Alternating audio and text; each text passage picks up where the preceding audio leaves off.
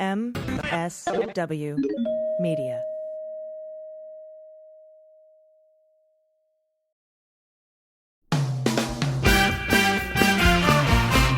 Season 4 of How We Win is here. For the past 4 years, we've been making history in critical elections all over the country. And last year, we made history again by expanding our majority in the Senate, beating election-denying Republicans in crucial state house races, and fighting back a non-existent red wave. But the MAGA Republicans who plotted and pardoned the attempted overthrow of our government now control the House, thanks to gerrymandered maps and repressive anti-voter laws. And the chaotic spectacle we've already seen shows us just how far they will go to seize power, dismantle our government, and take away our freedoms.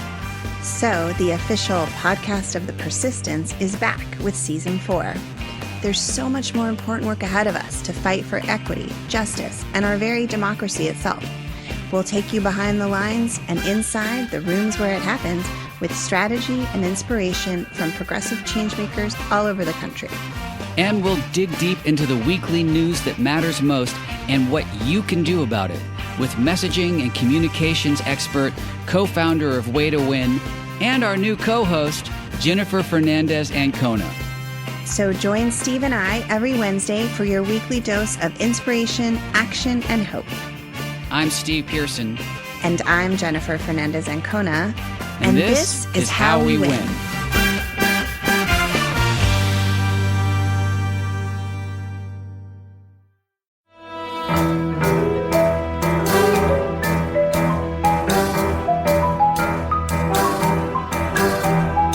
The rule of law is not just some lawyer's turn of phrase. It is the very foundation of our democracy. The essence of the rule of law is that like cases are treated alike. That there not be one rule for Democrats and another for Republicans, one rule for the powerful, another for the powerless, one rule for the rich and another for the poor, or different rules depending upon one's race or ethnicity.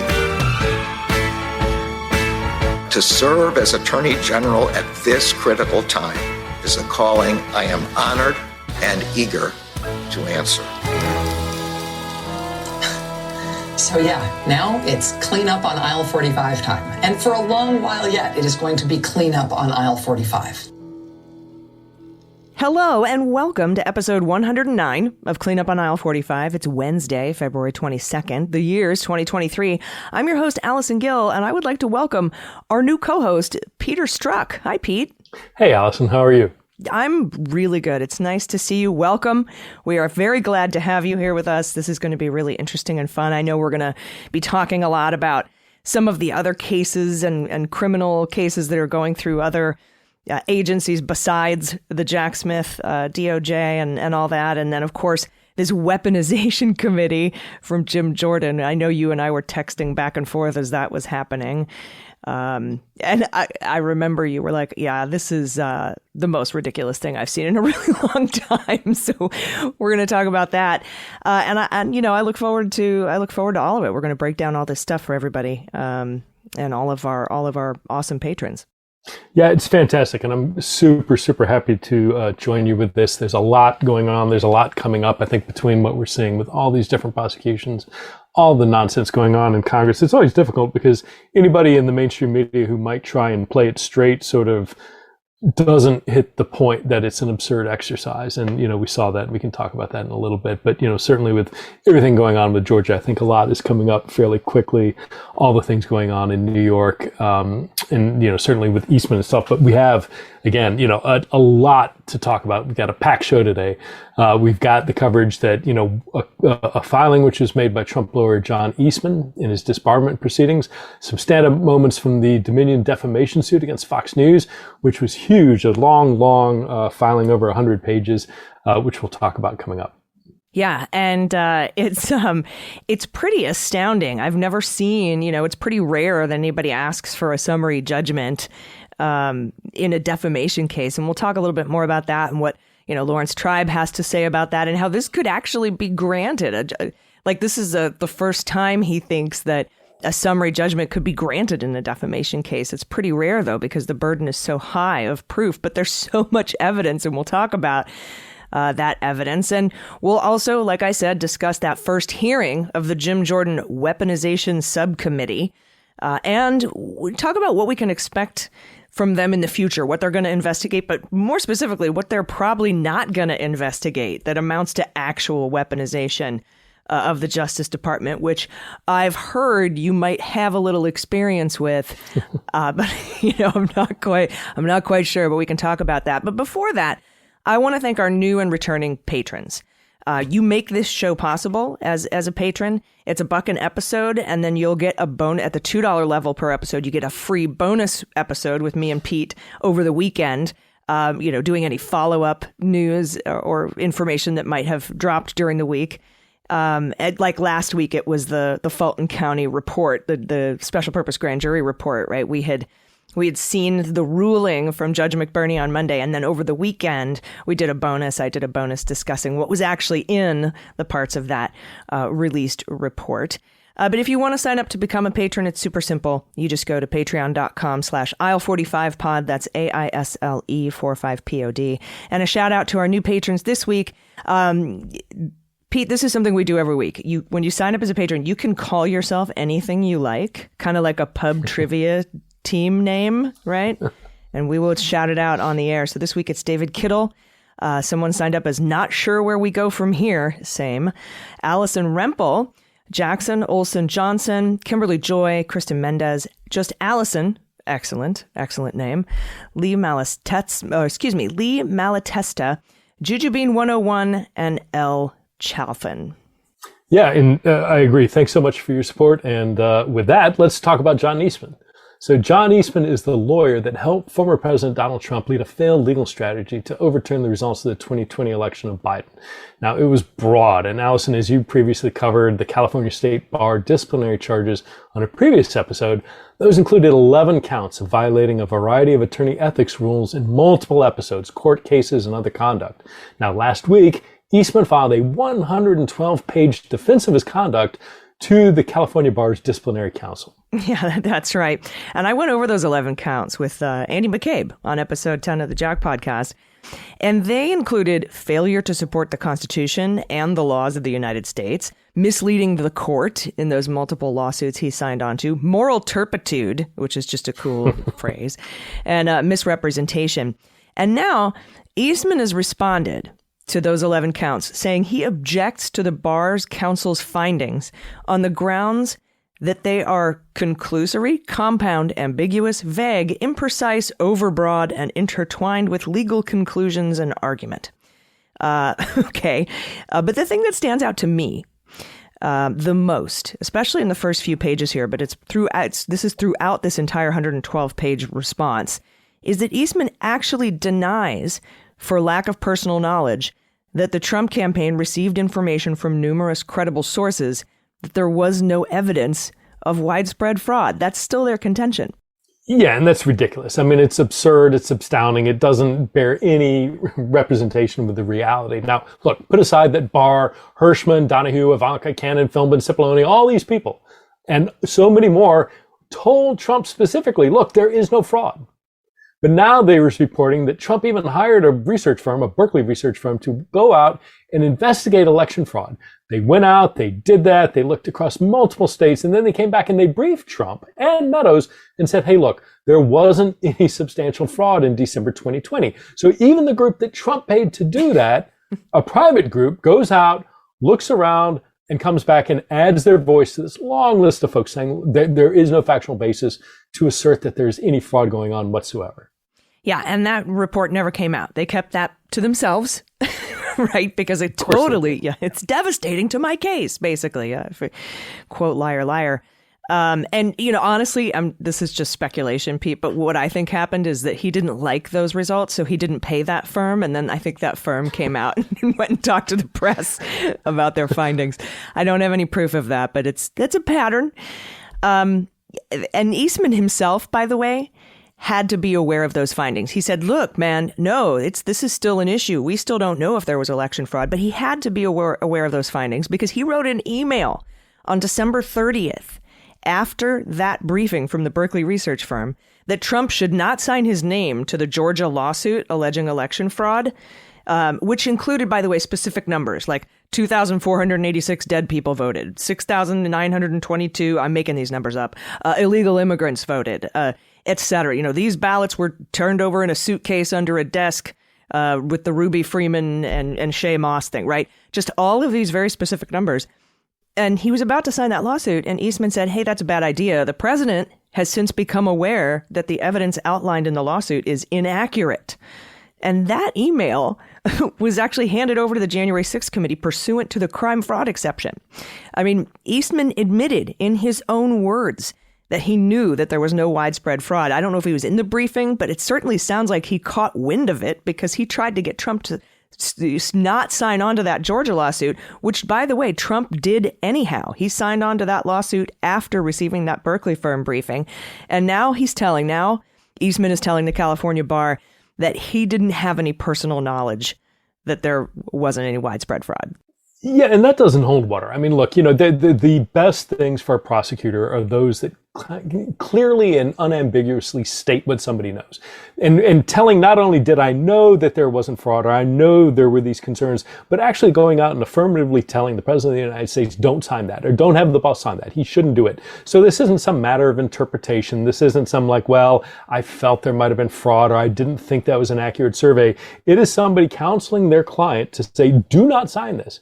Because we have, their facts to the contrary, and you don't want to go signing it because it might open you up to liability, to criminal, exposure to any number of things. So these are the kind of things that, one, that data is out there. And then the absurd part is the first 14 or more pages of Eastman's rebuttal, he's sitting there denying that he had any knowledge that the election fraud claims were false. He denies that the vice president doesn't have unilateral power to throw out the electoral votes, even though he said so in multiple emails that were handed over the January 6th committee. So I don't get it. I mean, there are these things in the public record. The January 6th the committee has put a spotlight on that they have released to the public that certainly the California Bar disciplinary proceedings has at their disposal. If they haven't already heard them, and I'm certain many of them have, they're going to be able to go out and find them. And I don't know how he expects to have this filing hold any water whatsoever. Well, it really can't. And I mean, I've read a lot of Eastman filings, whether they be in court, totally misrepresented, based on the knowledge that we know he did have because of those, dozens of emails that were handed over pursuant to the crime fraud exception to the January 6th committee, which, by the way, the DOJ had well before that whole public court battle went through Judge Carter's courtroom. The DOJ had all those already, those Chapman University emails. And we know that because the DOJ asked the taint team, the DOJ filter team, to prioritize emails between Eastman and Scott Perry, Rep. Scott Perry, I think that is probably what led to the seizure of Scott Perry's phone, which they're now battling in court under seal because Scott Perry doesn't think that he should be subject to have his phone, the contents of his phone searched pursuant to a second warrant because he's a member of Congress. I don't think that that's going to go anywhere, just like I don't think Pence's defense about whether he should testify under the speech or debate clause is going to go anywhere. But at least Perry is a member of the legislature. But now that's the basis for his whole defense, is that he couldn't have tried to overturn the election. Because the question of whether there was widespread election fraud, he actually says is still hotly contested. And that's going to tie into our Fox News Dominion discussion later. There are reasons that people may think that election fraud is still hotly contested. And now it's being admitted, though behind closed doors, and was as it was at the time, that there was no election fraud. It was absolutely ridiculous, particularly some of the claims like from Sidney Powell and Rudy Giuliani. So, I don't think this is going anywhere. I've never seen an Eastman filing go anywhere, much like a Navarro filing or much like a Clark filing. They're all just sort of, no, I didn't. And then, signed my lawyer. And we've seen this defense a lot. We've seen this defense from the Trump camp a lot. At what point does the I had no idea my people were telling me that there was election fraud. My people being Sidney Powell and Rudy Giuliani, when everybody else who's credible was saying not. How at what point does that defense fall apart, so to speak?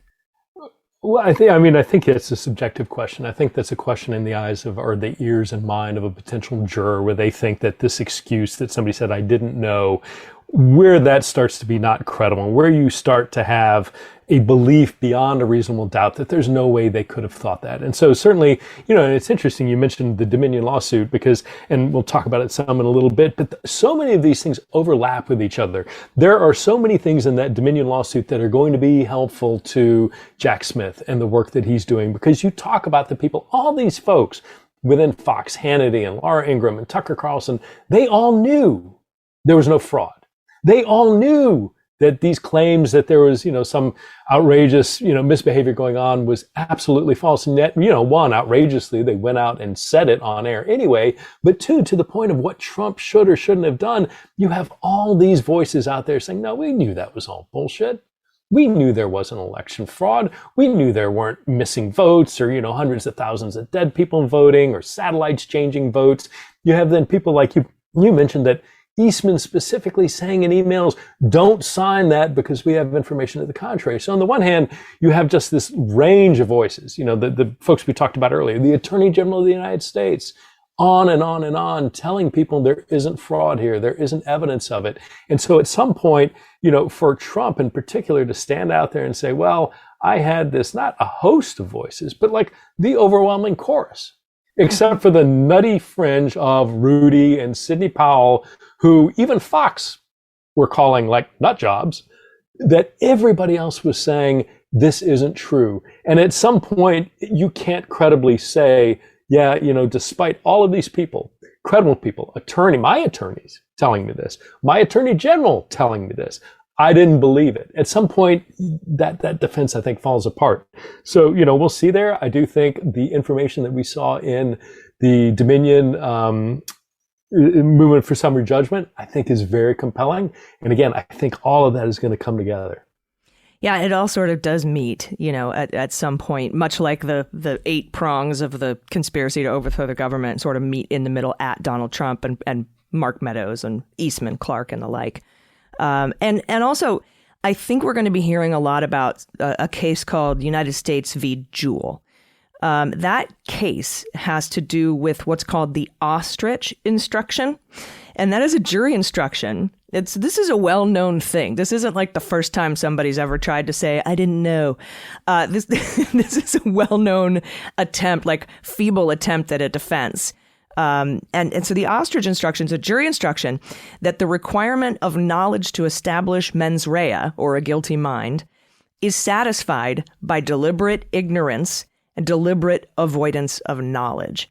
And so that whole concept arose from the case U.S. v. Jewell, and I think we're going to be hearing a lot about it in briefings and replies to whatever the defense may be, and not only in the January 6th case, but probably in the documents case as well. We're just going to see it because this happened. Did it not? When Mueller investigated the June 2016 Trump Tower meeting, didn't it? Yeah, it did. And some of it, look, there are a couple of parallels and some dissimilarities as well. The fact of the matter was we had a huge issue, when I was there with Mueller and then after I had left, that trying to demonstrate that state of mind of people knowing that what they were doing was wrong, that they were breaking the law, was really hard in the context. It was the stupidity defense, right? But for Trump and Don Jr. and everybody else, that I was too dumb to understand what the law was, and therefore to have the intent to break it, I couldn't have done it because I really didn't know it was wrong to begin with. So, that was a challenge, but there is a huge dissimilarity in the context of that Trump Tower meeting where you had a few participants, different recollections, versus the things we're looking at now with the sprawling enterprise to overturn the vote for Biden to interrupt the transfer of power to Biden. We have just multiple people making records, whether they're sending text messages, they're making statements to each other, they're sending emails to each other, they're testifying for the January 6th committee. This isn't something where you have one room and you're trying to see what Jared remembers and what Bannon remembers and what Don Jr. and, Goldstone and Veselnitskaya, and they've all got their motives. You've got just a huge number of people who are documenting what they're saying. So I think that kind of where it gets hard to pin down Trump historically on like his knowledge and intent to break a law, I think that starts getting harder in the context of everything that was going on around January 6th. At least I hope so. We'll see. But, it's at this point too, the other thing is like he has become so immersed in what the right thing and the wrong thing is to do at this point in the days and months leading up to January 6th, after the vote. It isn't something that just he fell into. It's a meeting. Who's this person coming from Russia? I don't know what's going on. They want to talk about dirt on Hillary, maybe, and they start talking about child adoption. This is something that he and everybody around him were talking about every day, all day, over weeks, over more than a month. So it's a little harder to spin, oh, hey, I didn't know, I didn't have any idea. Yeah, I think if the people who took part in that Trump Tower meeting had been told relentlessly via email and by research firms and by lawyers that what they were doing was illegal, and there was a pile of evidence showing that, I think that we might have had a different outcome in that particular part of the Mueller probe. So I personally think that Eastman is on his way to disbarment here in California. And just a warning, disbarment takes a long time. It's still going on with Rudy over in New York, and then he's currently also suspended in D.C., but that's going to be a while. These things take a while, so just buckle up. You and I will cover it as it happens. Yeah, and if the bar process, if the sort of revocation of bar membership doesn't work in this instance, I mean, the legal community needs to go back to ground zero and tear everything down and rebuild it. Because if you objectively look at the behavior just of those two, just take Rudy Giuliani, just take John Eastman. I mean, add Sidney Powell if you want to add her in there. If the legal community cannot hold itself accountable in the conduct of those two people, then we're lost. Then I think the profession needs to start over. But I agree with you. I think both of them will be sanctioned, will lose their license. But, like you said, it's not going to happen fast. That's probably a good thing. We don't want, a kangaroo court sort of bouncing people out, and want everybody to have that due process, even in the sort of context of bar membership. But I think we'll end up there. I'm sure it will not be as soon as any listener wants. Yeah, that's very true. All right, thanks. We're going to be right back with the cool kids version of the Twitter files, the Fox files. So stick around. Hi, I'm Harry Littman, host of the Talking Feds podcast, a weekly roundtable that brings together prominent figures from government, law, and journalism for a dynamic discussion of the most important topics of the day. Most news commentary is delivered in 90-second sound bites that just scratch the surface of a new development, not Talking Feds. Each Monday, I'm joined by a slate of Feds favorites and new voices to break down the headlines and give the insider's view of what's going on in Washington and beyond. We dig deep, but keep it fun. Plus sidebars detailing important legal concepts read by your favorite celebrities, such as Robert De Niro explaining whether the president can pardon himself, and Carole King explaining whether members of Congress can be disqualified from higher office, and music by Philip Glass. Find Talking Feds wherever you get your podcasts, and don't worry, as long as you need answers, the Feds will keep talking.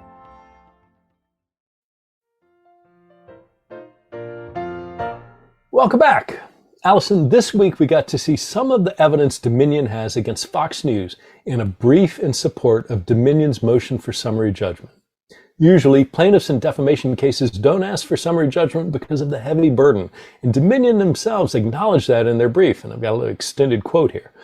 So, normally, plaintiffs in defamation cases do not move for summary judgment of liability, let alone file a 40,000-word opening brief. Here, however, Dominion details some of the extensive record evidence demonstrating Fox's liability on every point, covering this months-long period involving 4 categories of lies in 20 accused statements across 6 different shows, with the active involvement of numerous Fox executives. Dominion understands and embraces the heavy burden of plaintiffs moving for summary judgment on liability in defamation cases. Here, however, the facts demonstrate why no reasonable juror could find in Fox's favor on each element of Dominion's defamation claim. And so that's a long quote lifted directly from their filing.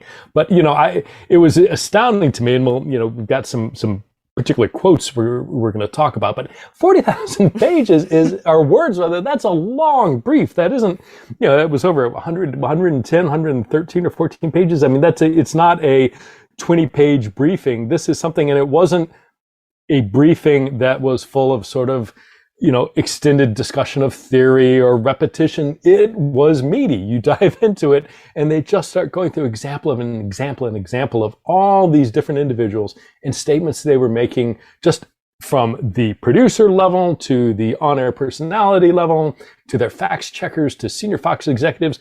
And they all knew it was nonsense. But again, if you haven't read it, I'd recommend you read it, but we'll get into, some of the more amusing or illuminating quotes that they put into that brief. Yeah, and that's how it starts off. It's a cold open, right? Like just quote, quote, quote, quote. Some are redacted, as a matter of fact, and I'm going to ask you in a second why. Maybe they're part of a different case or some ongoing criminal investigation or something to that effect. But there's some of these quotes are redacted, so maybe these aren't even the most explosive ones that we see. But after they line up all those quotes, the first sentence of their brief written by the lawyers that isn't a quote from a Fox News anchor or executive is "Fox knew," period. And I think that's your hashtag right there, right? Instead of Fox News, it's Fox knew. And let's just go over some of my, this is the standout quotes. I almost said some of my favorite, but some of the standout quotes here, because this is just sort of, it feels, I have to imagine, very vindicating to a lot of people who have been, particularly listeners who are trying to talk to their families who watch Fox News or family members who might have been, sort of backing these election fraud lies or parroting what Fox News is saying. It has to feel like all of the imposter syndrome and gaslighting has just melted away. And you're like, yes, this is what I told you was happening. And first of all, and they note, this isn't just from Fox News executives, this is from some of their hosts on their 6 biggest shows. Tucker Carlson told his producer, Alex Pfeiffer, on November 16th, 2020, by the way, that's just about a week after Joe Biden was declared the victor of the 2020 election. Just point blank, Sidney Powell is lying. That's one from Tucker Carlson. And then another Sidney Powell quote is Laura Ingraham to Tucker Carlson and Sean Hannity. They have these super fun text message groups that I'm really glad I'm not a part of. Saying, this is Laura Ingraham saying, Sidney Powell's a bit nuts. Sorry, but she is. And that was the day before Tucker Carlson said Sidney Powell is lying. So we have these obvious, we all sort of noticed when Sidney Powell was sort of nudged off of the Fox News network. Yeah, and the thing is that 2 things strike me. One is that, to your point of gaslighting, there is nobody out there in the sort of Fox Nation audience who can read this filing and not feel an extraordinary sense of betrayal. I mean, it's clear Fox News was not providing news. They were providing opinion, they were providing entertainment, and then they were providing falsehoods. And everybody was in on the joke, except for maybe Lou Dobbs and Judge Jeanine, but all the Tucker and Hannity and Laura Ingraham, they all knew. And they're playing their audience for suckers. And day in, day out, every night they'd get up there and just lie to them. So I don't know how you sit down. And again, does it confirm what we all suspected? Yes. But is it the kind of thing where if you're, denial is a hell of a powerful emotion. And if you are part of the country, part of the listening audience who tuned in to Fox every night, I don't know how you can sit there and go through this and not be extraordinarily angry and have an extraordinary feeling of betrayal, because it's clear. And again, it wasn't, Allison, it wasn't just the people on air. You've got there's another quote where Fox News President Jay Wallace, the president of Fox News, is quoted saying, quote, "The North Koreans do a more nuanced show than Lou Dobbs." And then Rupert Murdoch he texts after watching Rudy, the press conference with Sidney Powell, where he's got this little hair dye dripping down his face. He then texts really crazy stuff and damaging. And continuing, these people should be watched if skeptically. Trump will concede eventually, and we should concentrate on Georgia, helping any way we can. We don't want to antagonize Trump further, but Giuliani, taken with a large grain of salt, everything is at stake here. I don't know who in America can read that and say, I come up with, I don't, but nevertheless it will. People will find a way to ignore it or gloss over it, but it just keeps going. Yeah, and I haven't heard too much from that camp, at least on the social media. They've sort of switched over to, Biden's in Ukraine and not Ohio, or why isn't he at the border, or fentanyl, or, whatever their pivot talking point is for the day. But, I want to get back to those redacted bits because, it occurred to me that these, some of these text messages between the hosts and the people at Fox News might help some of the defendants who attacked the Capitol the day of January 6th. And I'm wondering if maybe some of those quotes aren't being used in some of those cases, because a lot of these folks who attacked the Capitol are arguing, hey, I got into Fox News. I started listening to Fox News and Newsmax and OAN, and I believed that the election had been stolen. And so I really think, not that, I want to help the defendants who attacked the Capitol at all, but I think that these could go a long way to maybe their, reducing their sentences or some sort of a defense like, they lied to me. I was here because I believed those Fox lies of election fraud, and now I have to go to jail, for a year or 3 years or 7 years or however long. And so I'm kind of wondering if, of what of investigations and redactions, if that could be why some of these things are redacted, or if this has come out too late for some of these defendants. Might we see some of these defendants saying, hey, I need a new trial because Fox News lied to me? I mean, I think this has a massive impact on some of those investigations.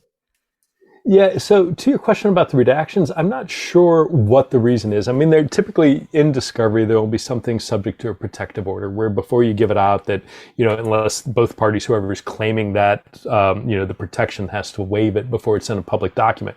Now, there's something clearly, what we're seeing is the redacted version. What the court sees is everything. The judge who is reading this sees everything behind those redactions. So there is nothing there that the judge is not able to see. It could be that it's things having to do with PII, personally identifiable information, somebody talking their true email account, or maybe they're talking about a family member or things that is redacted for privacy reasons. But it could be things that are related to, potentially criminal activity or other areas. So it's really hard to sit and speculate and say, okay, why are particular things in here not visible to us? And that's something, again, the important thing at the end of the day is that the court gets to see it. So all of the information in there, and some of it, to your point, it shows up redacted early on. So if you're trying to make an impact, if you're Dominion saying, look at all the damning stuff we have, and almost immediately stuff is redacted, tells me there's some really compelling stuff there behind those redactions. But I think you're absolutely right about how people might use this as their defense. And we saw it, in the Proud Boy trial just recently, they're attempting to subpoena Trump for his testimony. And I think it's for the same sort of purpose to say, hey, look, Donald Trump told us the election was stolen. Donald Trump was the commander in chief. Donald Trump was the president, had access to all this information. So all we were doing were responding to his cry for help, to stand back and stand by. And I think it is not an unreasonable argument. Now, I'm not talking about Enrique Tarrio and Rhodes and all these people at senior levels who probably had a really, much like Sean Hannity and Laura Ingraham and Tucker Carlson, knew what was BS and knew what was the truth. But if you're some poor guy who hopped on a bus from the middle of America because one night you're listening to Sean Hannity saying it's stolen, the next night you're listening to a quote from Donald Trump saying it's, be there, it's going to be wild.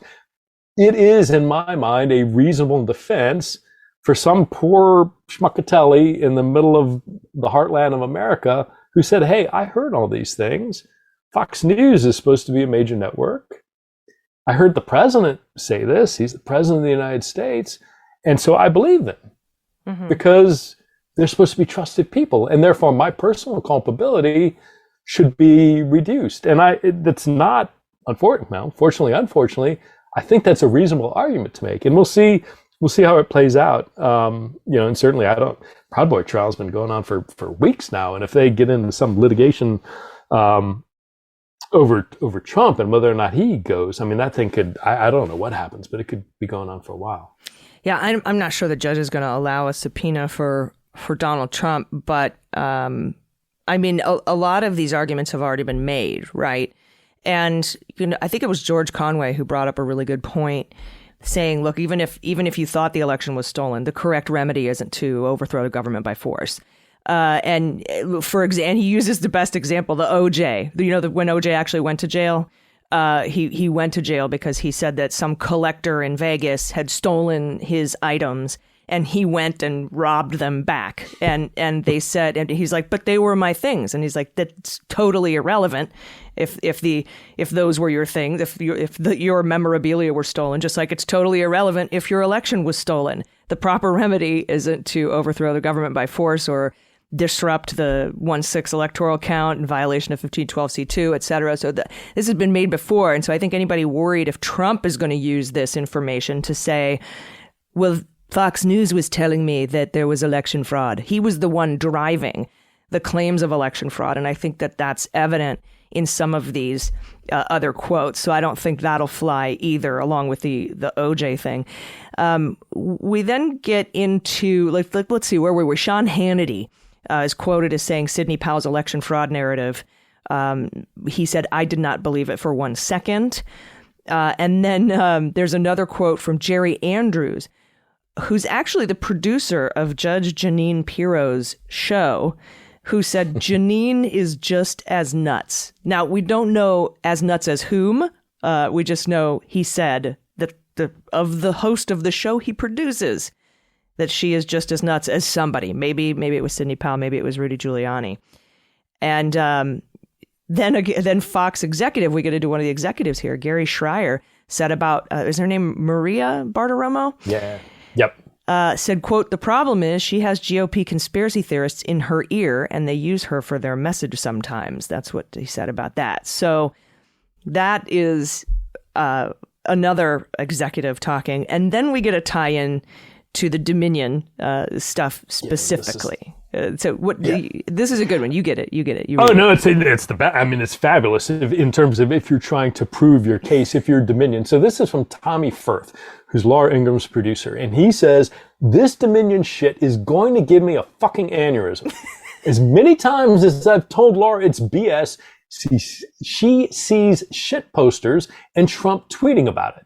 And so you can't, I mean, if you're Dominion, it's like, all right, we know you have a producer saying it's bullshit, knowing it's bullshit, telling her, I don't know, quote unquote, how many times, as many times as I've told her it's bullshit, she goes ahead and does it anyway. So if you're trying to prove, because Dominion is, you have to hit for defamation because they're a public figure. It's a higher standard to prove that, it has to be done with knowledge that you're going to cause harm. This is the sort of quote that, again, if you have this motion for summary judgment, these are the kind of statements that might cause a judge to say, well, that's pretty unambiguous and you can't interpret that statement any other way. But, again, for Dominion, these were tremendously fruitful interviews. I'm curious, I know they're moving for that. I don't know if a judge at the end of the day may want the kind of imprimatur of a juror, even if he thinks, you know what, they've got this. They may be close to hitting the standard of summary judgment, whether or not that judge might have a pause and think, but a jury is going to have the same thing. And if we're going to hit some award that's in the hundreds of millions or more, having a jury conclude that is a stronger basis than, just me saying it is so, even though it clearly is so. We'll see if it goes to trial or not. But these are, again, from a criminal perspective, just from a trial meeting the elements of, the civil case, these are extraordinarily damning statements. And I just, if you're Dominion, I think you're in really good shape. It is a stunning, stunning filing. It really is. And yeah, if I were a judge, I would probably want a jury to go through this too, just so everything kind of holds up on appeal a little bit better, and because there will be appeals. Of course, Fox's defense here is, well, first of all, they came out and said, look, you're going to hear a lot of things, but don't worry, we're still awesome. I'm paraphrasing. But they are saying Dominion, quote, has mischaracterized the record, cherry-picked quotes, stripped of key context. I'm not sure how Janine is just as nuts could be taken out of context. It's hard to say. It's like the North Koreans do a more nuanced show. They didn't say about Kim Jong-un's new jam factory. I mean, what more context do you need? It doesn't. Come on. Yeah, in fact, that would be a fun exercise to try to, reverse engineer some context that would make these quotes bearable. That would be a fun exercise for, I don't know, an improv group. Are you listening, Second City? Are you listening? I think that would be great. Also, they say they've spilled considerable ink on facts that are irrelevant and under black letter principles of defamation law. They've also argued, they don't spend too much time pushing back on these really damning quotes that have come to light, just a little bit. Most of their pushback is it's no way it's worth $1.6 billion because Dominion, they say, is doing fine. They still make $100 million a year.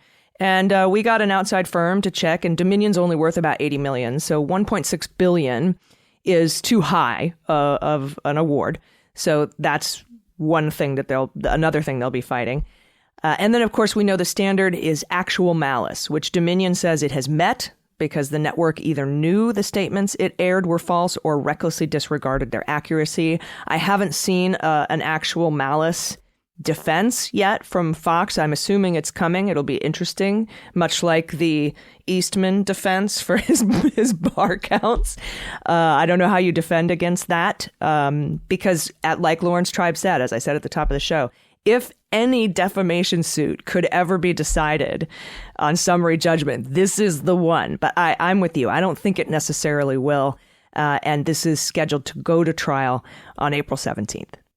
Yeah, I think we are going to see trial. I think that frankly that Fox will be found guilty. I mean, the actual malice standard, you can show just in those quotes we read, they either knew statements saying we know this is false, and or in terms of reckless disregard, that they went ahead knowing it was false and published it anyway. There are other quotes where, Tucker is saying that some poor Fox reporter actually fact-checked something and did it in a way that undercut something that Trump was trying to advance and saying, hey, can't we fire this person? So the people that existed within Fox that were trying to tell the truth had the rancor of these anchors, didn't mean to make that rhyme, coming down on them, trying to get them to either be fired and or change their behavior. So I think it's really, if you get to the point of trying to say this wasn't actual malice, I don't know how you get there if you're Fox. I mean, we'll see. And I think what people don't understand is think about as we're all sitting there on election eve, waiting for results to come in.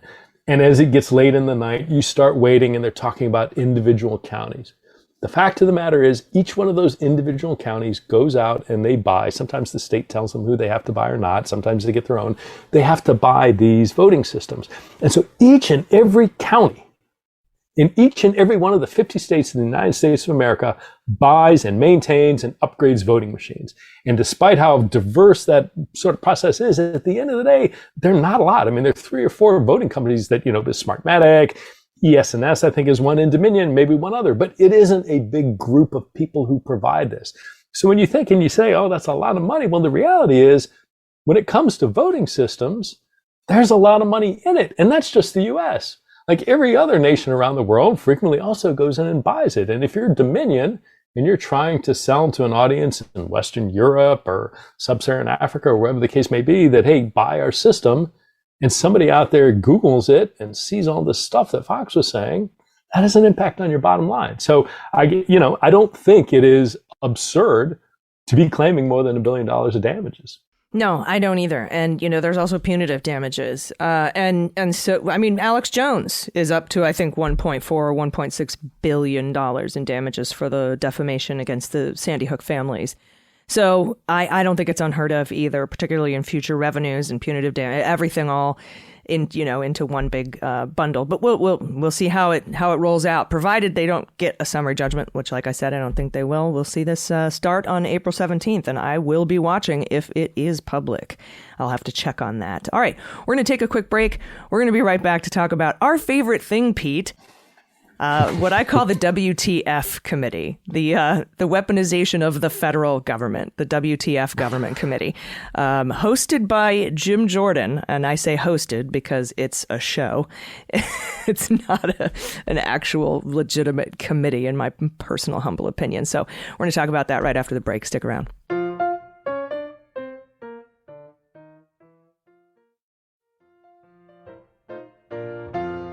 Everybody, welcome back to Clean Up on Aisle 45. The House's new subcommittee, dedicated to probing the so-called weaponization of the federal government, held its first hearing February 9th. And Pete, it feels to me like another excuse to get at information in the Trump investigations while providing a new forum to relitigate Russian disinformation in 2016. We both watched parts of this hearing. What were your top-line thoughts besides the WTF text messages you sent me? That it was absolutely an abysmal failure for the Republicans. I mean, I think it is the result of what you're seeing is a Republican narrative, a far-right Republican narrative that has sort of grown in the QAnon conspiracy theories and amongst the Maria Bartiromos and the Lou Dobbs, that is like, kids pretending to be wizards in the basement.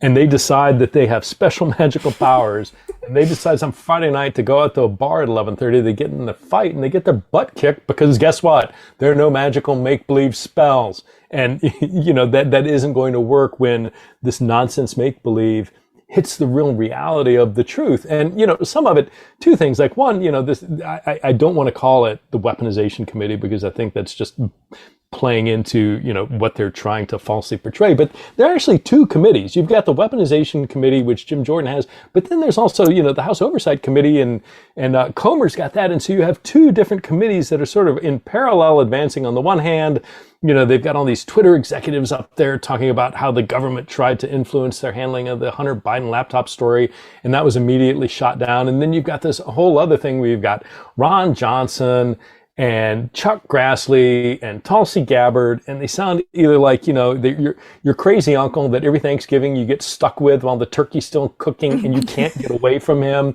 and he's complaining about his sciatica for the umpteenth dozen time, and he's going on and on and on and complaining about it, and you just can't escape. And it's like, I can't help but listening to Grassley, and Tulsi's complaining about why she lost the nomination in 2016. These folks are sort of repeating this mantra of this tired old nonsense.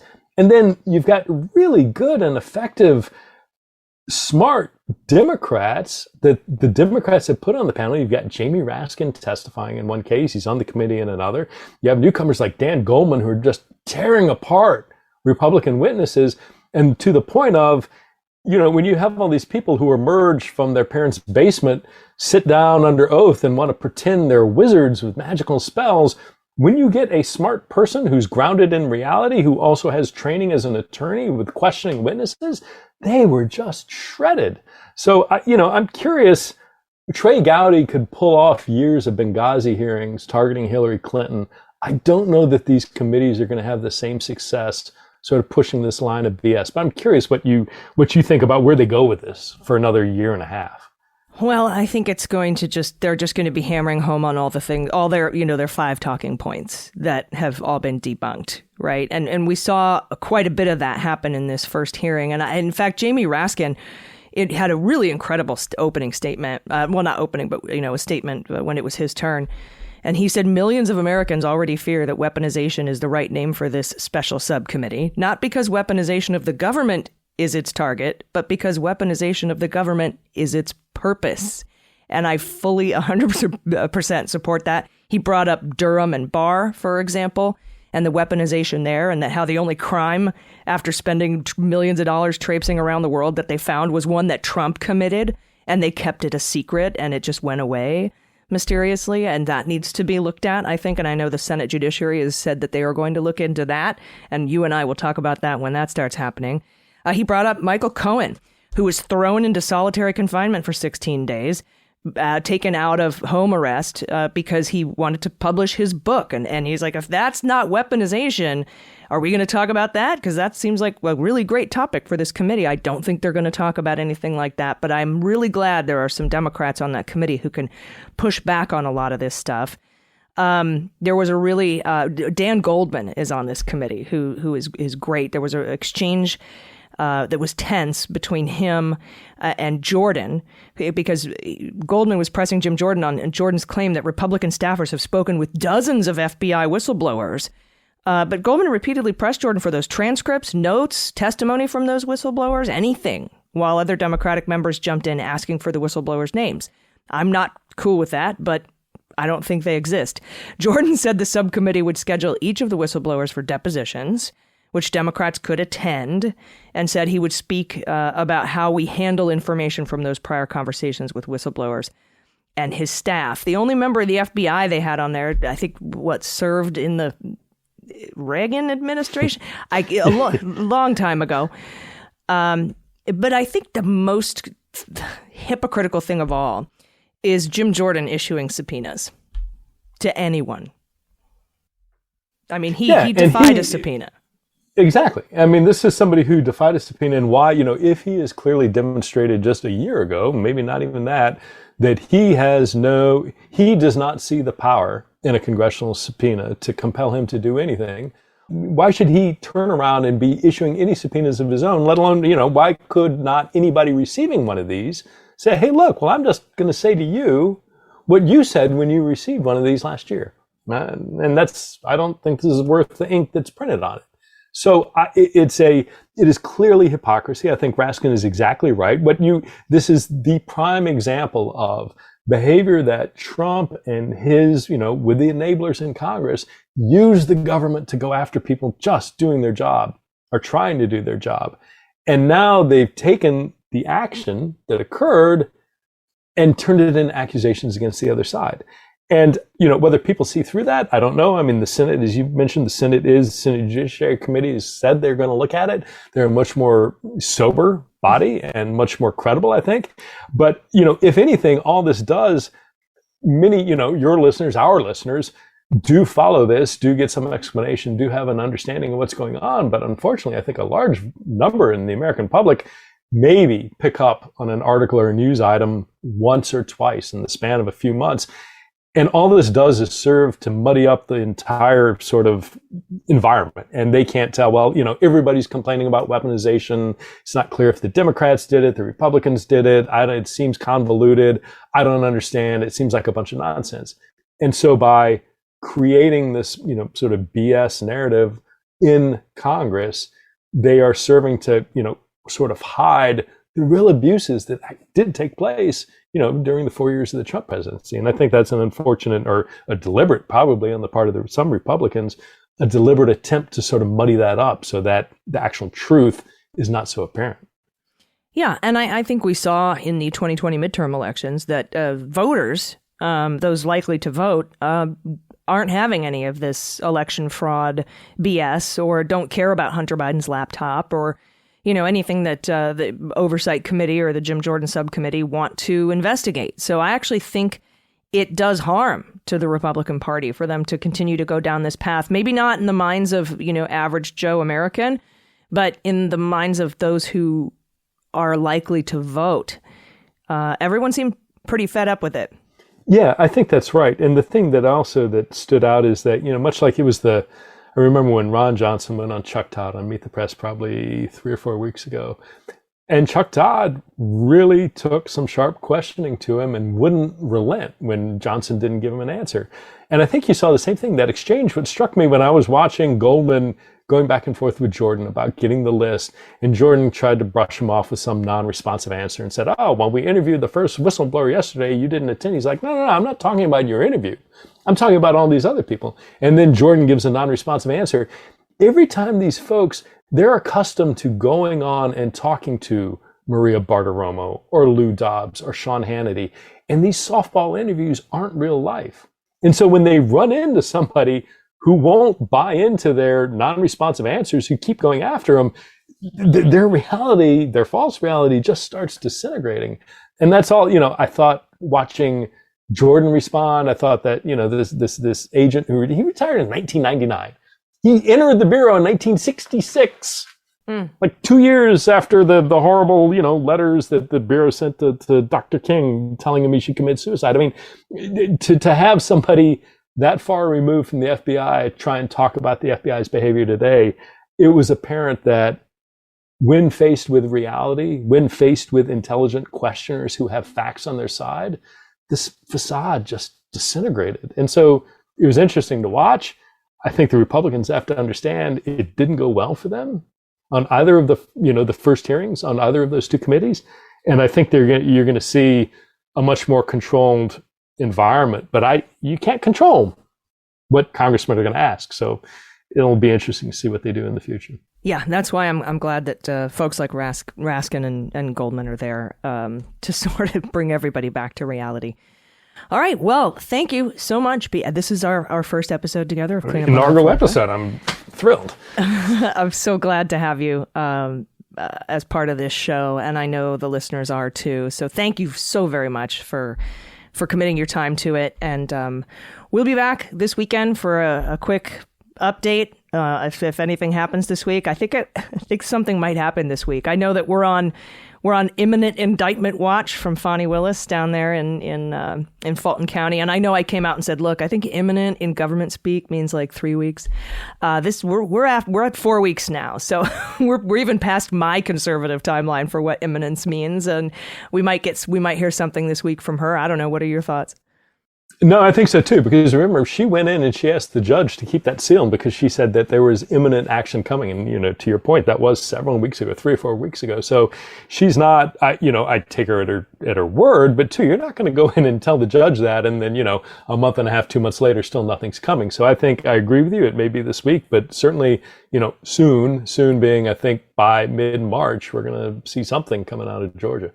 Beware the Ides of March. All right. Well, thank you very much. We're going to be back next week. And again, that bonus episode for our $2 patrons. If you want to become a patron, patreon.com/aisle45pod, AISLE45POD. It's been wonderful. I'm very happy to have you here. I've been Allison Gill. And I'm Pete Strzok. And we'll see you next week on Cleanup on Aisle 45. Cleanup on Aisle 45 is written, researched, and produced by Allison Gill, with editing by Molly Hockey. Our art and logo design are by Joelle Reeder and Moxie Design Studios, and our music is composed and performed by Adam Orr. Cleanup on Aisle 45 is a proud member of the MSW Media Network, a collection of creator-owned podcasts dedicated to news, politics, and justice. For more information, visit mswmedia.com.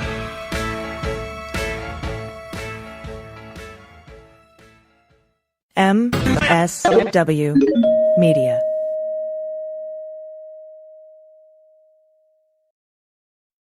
They Might Be Giants have been on the road for too long. And They Might Be Giants aren't even sorry. Not even sorry. And audiences like the shows too much. And now They Might Be Giants are playing their breakthrough album, Flood. All of it. And they still have time for other songs. They're fooling around. Who can stop They Might Be Giants and their liberal rock agenda? Who? No one. This ad was paid for with somebody else's money.